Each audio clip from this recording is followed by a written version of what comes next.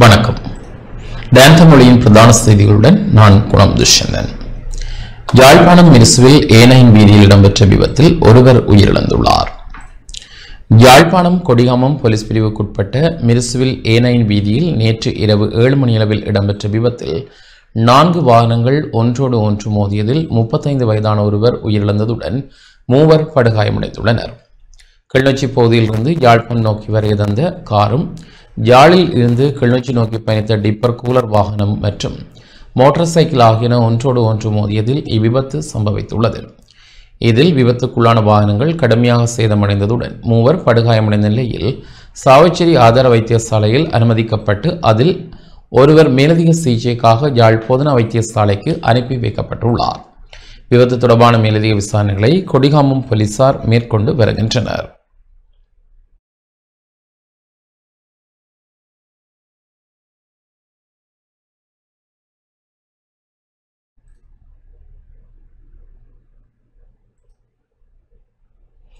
இழுவைமடி தொழிலை இலங்கை கடற்பரப்பிற்குள் மேற்கொள்ள வேண்டாம் என இந்திய மீனவர்களை கேட்டுக்கொள்வதாக ஊர்காவுத்துறை பிரதேச சபை தவிசாளர் தெரிவித்துள்ளார்.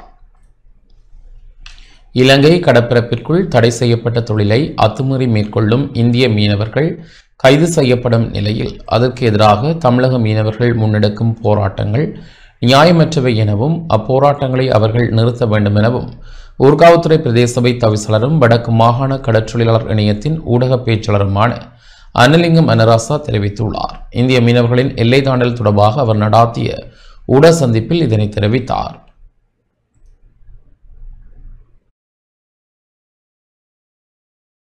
எல்லை மீறி சியோப் ஸ்ரீலங்கா கடல் பகுதியிலே வந்து தொழிலையும் ஈடுபட்டு எங்களுடைய வளத்தையும் வாழ்வாதாரத்தையும் அழித்து கொண்டும் தமிழ்நாட்டிலே தொடர் போராட்டங்களோ அல்லது இலங்கை அரசுக்கு எதிரான போராட்டங்களையோ செய்வது தமிழ்நாட்டு மீனவர்களுடைய பொருத்தமற்ற அல்லது எங்களுக்கு வேதனை அளிக்கிற ஒரு செயல்பாடாக இருக்கின்றது. ஏனென்று கேட்டால் சட்டம் தெளிவாக சொல்கிறது, இரட்டை இழுவைமடி தொழில் சியோப் ஸ்ரீலங்கா கடல் பகுதியிலே நிறுத்தி இருக்கின்றது. நீங்கள் அத்துமீறி சட்டவிரோதமாக வந்து எங்களுடைய கடல் பகுதியிலே தொழிலையும் செய்து கொண்டு எங்களுக்கு எதிராக அல்லது எங்களுடைய அரசாங்கத்துக்கு எதிராக நீங்கள் இந்தியாவிலே போராடுவது வடக்கு கிழக்கு தமிழர்களுக்கு வேதனை அளிக்கிறது, கவலை அளிக்கின்றது. உங்களுடைய நியாயமற்ற அர்த்தமற்ற போராட்டத்தை தமிழ்நாடு புதுச்சேரி மாநில மீனவர்கள் நீங்கள் நிறுத்த வேண்டும் என்பது வடக்கு கடற்றொழில் மக்களுடைய தயவான வேண்டுகோளாக இருக்கின்றது. தமிழ்நாட்டிலே கச்சதீவுக்கு அண்மித்த பகுதியிலே மீன்பிடித்த போது கைது செய்யப்படுவதான ஒரு உண்மைக்கு புறம்பான குற்றச்சாட்டை தமிழ்நாட்டு ஊடகங்களும் தமிழ்நாட்டு மீனவ தலைவர்களும் வைப்பது கவலை அளிக்கிறது, வேதனை அளிக்கிறது.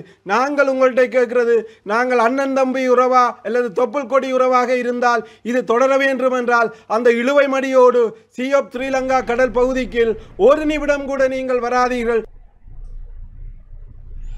யாழ்ப்பாணம் புங்குடுதீவு பகுதியில் கத்திக்குத்து தாக்குதலில் ஒருவர் உயிரிழந்துள்ளார். யாழ்ப்பாணம் ஊர்காவுத்துறை போலீஸ் பிரிவுக்குட்பட்ட புங்குடுதீவு பகுதியில் கத்திக்குத்து தாக்குதலில் ஒருவர் உயிரிழந்துள்ளார். புங்குடுதீவு முதலாம் வட்டாரத்தைச் சேர்ந்த அற்புதராசா அகிலன் என்ற 46 வயது நபரை உயிரிழந்துள்ளார். குறித்த நபர் மீது கத்திக்குத்து தாக்குதலை மேற்கொண்ட நபரை பிடிக்க முயன்ற 2 பெண்கள் உள்ளிட்ட 4 காயமடைந்த நிலையில் யாழ் போதனா வைத்தியசாலையில் அனுமதிக்கப்பட்டுள்ளனர். இச்சம்பவம் நேற்றிரவு 8 மணியளவில் இடம்பெற்றுள்ளதாக ஊர்காவுத்துறை போலீசார் தெரிவித்தனர். இந்நிலையில் சம்பவம் தொடர்பில் போலீசார் விசாரணைகளை முன்னெடுத்துள்ளனர்.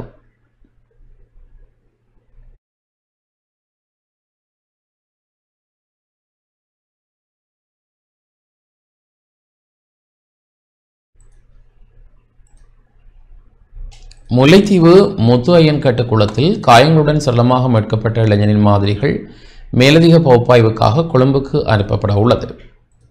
முல்லைத்தீவு முத்து ஐயன்கட்டு குளத்தில் காயங்களுடன் மீட்கப்பட்ட இளைஞனின் சடலம் மீதான உடற்கூற்று பரிசோதனை யாழ் போதனா வைத்தியசாலையில் மேற்கொள்ளப்பட்டதுடன் மாதிரிகள் மேலதிக பகுப்பாய்வுக்காக கொழும்புக்கு அனுப்பப்பட உள்ளது.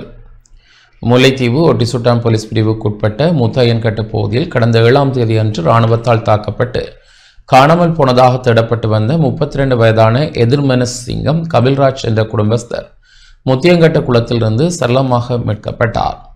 நீதவான் முன்னிலையில் சடலம் குளத்திலிருந்து மீட்கப்பட்டதுடன் தடயவியல் போலீசாரால் தடயவியல் பரிசோதனை மேற்கொள்ளப்பட்டதைத் தொடர்ந்து சடலம் உடற்கூற்று பரிசோதனைக்காக யாழ் போதனா வைத்தியசாலைக்கு எடுத்து வரப்பட்டது. யாழ் போதனா வைத்தியசாலையில் சட்ட வைத்திய அதிகாரியினால் உடற்கூற்று பரிசோதனை மேற்கொள்ளப்பட்ட நிலையில் மரணத்திற்கான தெளிவான காரணம் குறிப்பிடப்படாமல் சடலம் உறவினரிடம் கையளிக்கப்பட்டதுடன் மேலதிக பகுப்பாய்வுக்காக மாதிரிகள் கொழும்புக்கு அனுப்பப்பட உள்ளது.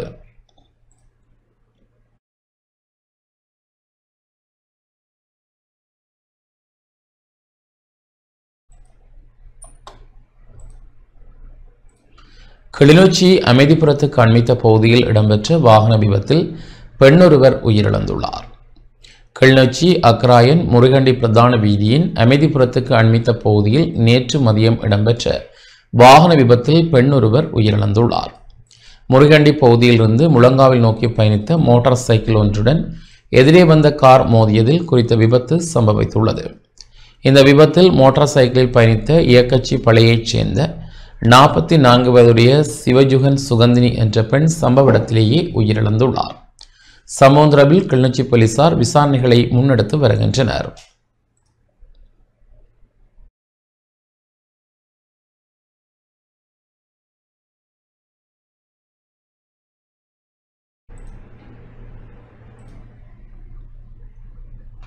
யாழ்ப்பாணம் அராளி பகுதியில் விடுதலை நீர் சேகரிப்பு நிகழ்வு இடம்பெற்றது. நெடுங்காலமாக சிறைகளில் வாடும் அரசியல் கைதிகளின் விடுதலையை வலியுறுத்தி நேற்றைய தினம் யாழ்ப்பாணம் அராளி முத்தமிழ் சன சமூக நிலையத்தில் விடுதலை நீர் சேகரிப்பு இடம்பெற்றது. இந்த விடுதலை நீர் சேகரிப்பிற்கு முன்னர் 2 நிமிட அகவணக்கம் செலுத்தப்பட்டது. பின்னர் அராளி பகுதி மக்கள் சிறுவர்கள் தமது வீட்டிலிருந்து எடுத்து வரப்பட்ட விடுதலை நீரை பானையில் ஊற்றினர். குரல் அற்றவர்களின் குரல் அமைப்பினால் முன்னெடுக்கப்பட்டு வரும் அரசியல் கைதிகளின் விடுதலையை வலியுறுத்திய இந்த வேலை திட்டத்தில் அமைப்பின் செயற்பாட்டாளர் மூனா கோமகன், யாழ்ப்பாணம் பல்கலைக்கழக மாணவர்கள், சிறார்கள் அமைப்பினர், முத்தமிழ் சன சமூக நிலையத்தினர், அராளி பகுதி மக்கள் மற்றும் சிறார்கள் கலந்து கொண்டனர். குறித்த செயல் திட்டமானது வடக்கு கிழக்கு தமிழர் தாயமெங்கும் ஆரம்பிக்கப்பட்டுள்ள நிலையில் எதிர்காலத்தில் அரசியல் கைதிகளின் விடுதலையை விரும்பும் புலம்பெயர் தேசங்களிலும் இந்த விடுதலை நீர் சேகரிக்கப்பட உள்ளது. இவ்வாறு சேகரிக்கப்படும் நீர் விடுதலை மரம் ஒன்றினை நாட்டி வைத்து அந்த மரத்துக்கு ஊற்றப்பட உள்ளமை குறிப்பிடத்தக்கது. உடனடியாக இந்த இராணுவ மயமாக்கலை நிறுத்த வேண்டும். அதில் தென்பகுதி ஏனைய பிரதேசங்களுக்கு பரவலாக்கப்பட்டால் இந்த இராணுவ மயமாக்கலை குறைக்கலாம். நாங்கள் தொடர்ச்சியாக இது ஒரு இனத்தினை அழிக்கின்ற ஒரு செயற்பாட்டின் ஒரு வடிவம், மீண்டும் இராணுவத்தினுடைய அடக்குமுறை இது இந்த கொலைக்கூடாக வெளிப்பட்டு நிற்கிறது. இந்த ஜனாதிபதி அவர்கள் எமது மக்களின் வேண்டுகோளை செவிமடுத்து இதற்கு ஒரு நல்ல தீர்வினை வழங்குவார் என்று நாங்கள் எதிர்பார்க்கின்றோம். அரசியல் கைதியின் சகோதரி ஒருவர் தனது தாயின் இறுதி ஆசையை நிறைவேற்றும் முகமாக சிறார்களுக்கு உணவூட்டிய சம்பவம் நேற்று பதிவாகியுள்ளது. அரசியல் கைதியின் சகோதரி ஒருவர் தனது தாயின் இறுதி ஆசையை நிறைவேற்றும் முகமாக சிறார்களுக்கு உணவூட்டிய நிகழ்ச்சி சம்பவம் ஒன்று யாழ் அராளியில் இடம்பெற்றுள்ளது. அரசியல் கைதியான விக்னேஸ்வரநாதன் பார்த்திபனின் தாயார் தனது கையினால் தனது மகனுக்கு உணவூட்ட வேண்டும் என்ற அவாவில் இருந்து வந்துள்ளார். இருப்பினும் அவரது மகனான பார்த்திபன் விடுதலையாகாத நிலையில் தாயாரின் இறுதி ஆசையும் நிறைவேறாத நிலையில் இயற்கை எய்தினார். பார்த்திபன் இதுவரை விடுதலையாகாத நிலையில் அவரது தாயாரின் ஆசையை நிறைவேற்றும் முகமாக பார்த்திபனின் சகோதரி வாகினி நேற்றைய தினம் அராளி பகுதியில் உள்ள குழந்தைகளுக்கு தனது கரங்களால் உணவூட்டி தாயாரின் இறுதி ஆசையை நிறைவேற்றுவதற்கு முயற்சித்துள்ளார். இந்த சம்பவமானது அனைவர் மத்தியிலும் நிகழ்ச்சியையும் அரசியல் கைதிகளின் விடயத்தில் வாக்குறுதிகளை வழங்கிவிட்டு தொடர்ச்சியாக ஆட்சிக்கு வரும் ஒவ்வொரு அரசினது போலி முகங்களின் மீதான வெறுப்பினையும் ஏற்படுத்தியுள்ளது.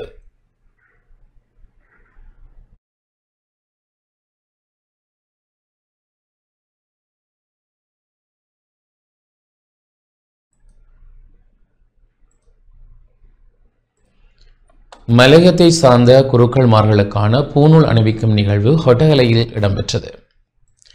அகில இலங்கை ஐக்கிய இந்து குருமார் சங்கத்தின் ஏற்பாட்டில் சங்கத்தின் ஸ்தாபக சிவஸ்ரீ தற்பூஷ சிவாசாரியர் சானா ஸ்கந்தராஜா குருக்கள் தலைமையில் மலையத்தை சார்ந்த குருக்கள்மார்களுக்கான பூநூல் அணிவிக்கும் நிகழ்வு ஹொட்டகலையில் தாய்மணர் சுவாமி ஆலயத்தில் இடம்பெற்றது. அதிகாலை வேளையில் இடம்பெற்ற இந்நிகழ்வில் நுவரெலியா மாவட்டத்தை சார்ந்த ஆலய குருக்கள் பங்கேற்று பூநூல் அணிந்து கொண்டனர். விசுவாச வருஷத்துக்கான எஜுர்வேத உபகரணம், ஆவணி அவிட்டம், பூநூல் மாற்றுதல் என்கின்ற கிரியைகள் இலங்கை திருநாட்டிலே தேவஸ்தானத்திலே சிவாச்சாரியர்கள் பூநூல் மாற்றுகின்ற நிகழ்வு வெகு விமர்சையாக நடைபெற்றது. வருடம் ஒரு முறை இந்த பூநூலை மாற்றுதல் நிகழ்வு நடைபெறும். சிவாச்சாரியர்களுடைய பரிபூர்ணமான நல்லாசிகளும் அந்த ஆதிப்பரமனுடைய திருவருளும் உலகத்தில் வாழ்கின்ற அனைத்து அடியவர்களுக்கும் கிடைக்க வேண்டும். அனைவரும் இன்புற்று வாழ வேண்டும். அனைத்து ஜீவகாருண்யம், மனிதநேயம் உட்பட அனைவரும் இன்புற்று சேமமாக வாழ வேண்டும் என எல்லாம் வல்ல அந்த ஆதி பரம்பொருளை பிரார்த்திக்கின்றோம். தேசிய முன்பிள்ளை பராமரிப்பு மற்றும் அபிவிருத்தி வாரத்தின் மட்டக்களப்பு மாவட்டத்திற்கான இறுதி நிகழ்வு சிறப்பாக நடைபெற்றது. தேசிய முன்பிள்ளை பராமரிப்பு மற்றும் அபிவிருத்தி வாரத்தை முன்னிட்டு மட்டக்களப்பில் சிறுவர் நாம் உலகை வெல்வதற்கு விளையாட்டுக்கு இடம் அளியுங்கள் என்னும் துணைப்பொருளில் முன்பள்ளி சிறார்களின் திறன் விருத்தி நிகழ்வு சிறப்பாக நடைபெற்றது. மண்முனை வடக்கு பிரதேச செயலக பிரிவுக்குட்பட்ட திராய்மடு பகுதியில் உள்ள முன்பள்ளி பாடசாலை ஆசிரியர்களின் மாணவர்களின் பெற்றோர்களின் பங்களிப்புடன் உதவி மாவட்ட செயலாளர் ஜி பிரணவனின் வழிநடாத்தலில் மாவட்ட அரசாங்க அதிபர் ஜஸ்டினா முரளிதரன் தலைமையில் நிகழ்வு இடம்பெற்றது. நிகழ்வில் முன்பிள்ளை பருவ அபிவிருத்தி உத்தியோகஸ்தர்கள் கௌரவிப்பு, மாவட்ட அரசாங்க அதிபருக்கான கௌரவிப்பு என்பன நடைபெற்றன.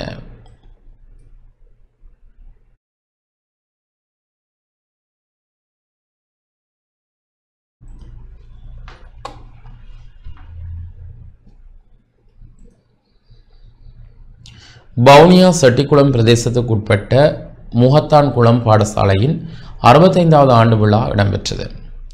வவுனியா செட்டிக்குளம் பிரதேசத்துக்குட்பட்ட முகத்தான்குளம் பாடசாலையின் 65வது ஆண்டு விழாவும் முகமலர் நூல் வெளியீட்டு விழாவும் இடம்பெற்றது. 1960ஆம் ஆண்டு ஆரம்பிக்கப்பட்ட வவுனியா முகத்தான்குளம் ஆத்தாக்கா பாடசாலையின் 65வது ஆண்டு விழா வெகு சிறப்பாக நடைபெற்றது. இதன்போது பாடசாலையின் முன்னாள் அதிபர்கள், ஆசிரியர்கள் மற்றும் பிரதம விருந்தினர்கள் மங்கள வாத்திய இசை மற்றும் மாணவர்களின் கோலாட்டம் ஆகியவற்றுடன் அழைத்து வரப்பட்டனர். தொடர்ந்து பிரதான நுழைவாயில் திறந்து வைக்கப்பட்டதை அடுத்து மண்டப நிகழ்வுகள் நடைபெற்றன. இப்பாடசாலையில் கடமையாற்றிய முன்னாள் அதிபர்கள், ஆசிரியர்கள், பாடசாலை மாணவர்கள் என பலர் கௌரவிக்கப்பட்டதுடன் பாடசாலை வரலாறுகளையும் பல்வேறு ஆக்கங்களையும் தாங்கிய முகமலர் என்ற நூலும் வெளியிட்டு வைக்கப்பட்டது. இதில் கல்வியலாளர்கள், பாடசாலை அதிபர், ஆசிரியர்கள், மாணவர்கள், பழைய மாணவர்கள், பொதுமக்கள் என பலர் கலந்து கொண்டனர்.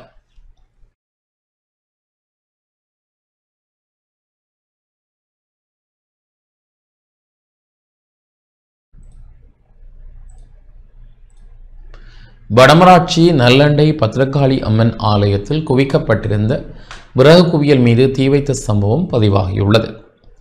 யாழ்ப்பாணம் வடமராட்சி நல்லண்டை பத்திரகாளி அம்மன் ஆலயத்தில் குவிக்கப்பட்டிருந்த விறகு குவியல் மீது விசமிகள் தீ வைத்த சம்பவம் பதிவாகியுள்ளது. ஆலய மடப்பள்ளி தேவைகளுக்காக சேகரித்து குவித்து வைக்கப்பட்டிருந்த விறகு குவியல் மீது இனம் தெரியாத விசமிகள் தீ வைத்து எரித்துள்ளதாக ஆலய நிர்வாகத்தினர் தெரிவித்துள்ளனர். அண்மை காலமாக இவ்வாறான விசமத்தனமான நடவடிக்கைகளை சில விசமிகள் மேற்கொண்டு வருவதாகவும் நல்லண்டை பத்திரகாளியம்மன் ஆலய நிர்வாகத்தினர் தெரிவிக்கின்றனர்.